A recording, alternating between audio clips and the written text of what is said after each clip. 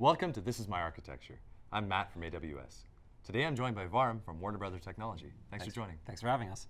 So tell us about Warner Brothers Technology. What do you do? So my title is VP of Application Infrastructure and Operations for Warner Brothers Technology. And our job is to handle the operations and the maintenance for portfolio applications. Some are direct to consumer, some are business to business, some are back office applications. So there's a wide multitude of use cases in there. Okay, great. So I saw you were speaking earlier. We're at reInvent right now. That's right, yeah. And so you're using AWS for a while. You have a lot of accounts. We do. What kind of scale are we talking about? How many accounts roughly do you guys have? Yeah, WB is a really big place. As it is today, we have over 225 accounts. Wow. Used by quite a variety of groups. Some people within the gaming sector of WB, some people in our technology group. Then we have other digital brands such as Ellentube, Drama Fever, Machinima.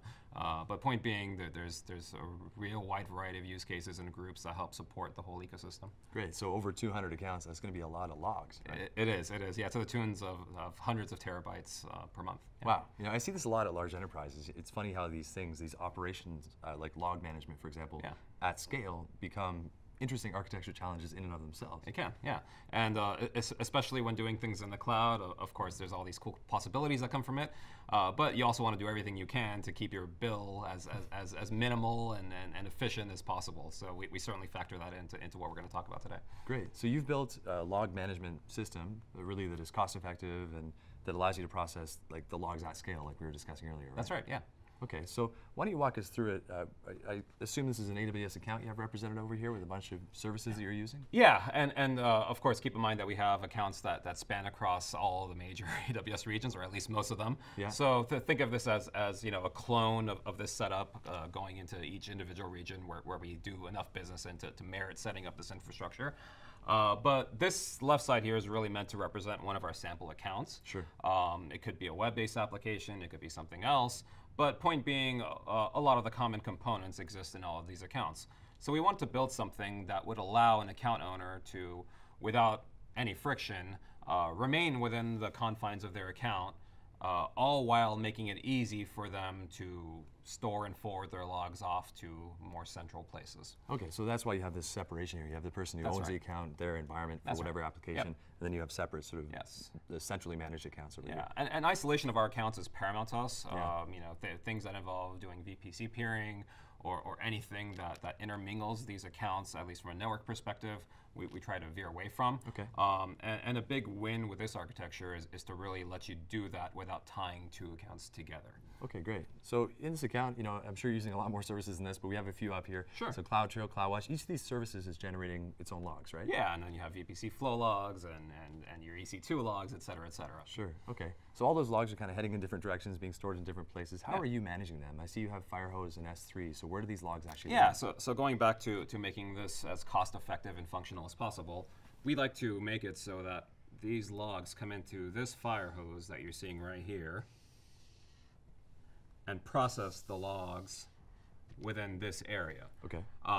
And then the beauty of Firehose is the ability to attach a Lambda function to help decorate the logs. Okay. So for example, if you want to do some lightweight processing or conversion of the data or add certain attributes to the log data as it flows through, you have the opportunity to do it right here. Okay, so sort of first stop is Kinesis Firehose. You use a Lambda function to decorate the logs to change it in whatever way it makes it more useful or meaningful for you. That's right. And do you ultimately store it in S3? Yeah, and the reason why we use S3 is because that's a ubiquitous place to put data. I mean, S3 is used for data lakes, it's cost effective, it's durable. Yeah. And we could then attach a Lambda function to any objects that get created within the bucket to then copy the data within the same region. So in other words, going back to not getting too crazy on costs, especially at the hundreds of terabyte scale, to then copy the logs within the same region over to another S3 bucket over here. So using S3 events to fire off a Lambda function, and then that in turn copies the data over here to your log management platform, I guess? Or? Exactly. And so yeah,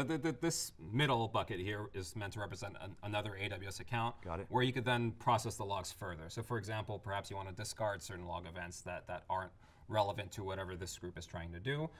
You could go ahead and do that within this tier. So it gives you an opportunity to do that there. And some customers will then want to take their logs and ship them off to another place, whether it's an on-premise location like you see here. So by using this architecture, you could also have the ability to bolt on CloudFront and make the delivery of those logs more cost effective. Got it. And I imagine you could use direct connect or any mechanism to connect to other locations. Or that could become an option as well. Yeah, if your on-prem facility is at a place that makes it adjacent to direct connect, you could also use that mechanism as well. Yeah. Okay. And so I see you also have log aggregators down here. Are you using third-party solutions, or what are you doing down there? Yeah. You know, there's some very popular choices there with Logstash and FluentD and the open source community. My group personally uses Logstash, but I'm sure there's all kinds of use cases out there where people like to use other tools as well. Yeah, so basically it's flexible enough that they can use the right tool for the job and pick whatever works for them. Exactly, and they all like to have input-output plugins for S3. So point being, you have flexibility there to meet your needs. That's really cool. So I like how you have this sort of isolation, this separation. I like the flexibility they built into the system. It's cost effective. You're using S3 events. It's not just a data store. You're using S3 in some interesting ways. And it's also really interesting how you're using the Lambda function as a decorator for the logs out of Firehose. That's a cool part of this architecture. It's nice to see.